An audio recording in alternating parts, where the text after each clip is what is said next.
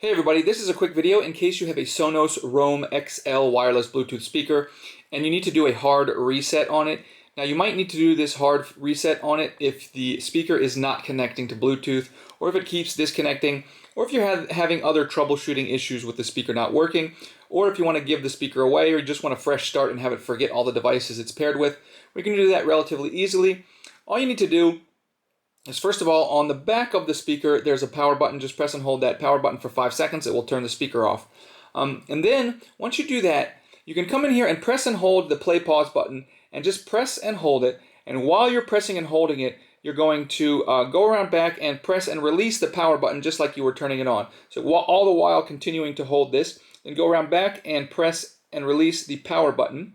You'll just continue to hold this until the light on the front of the speaker flashes orange and white.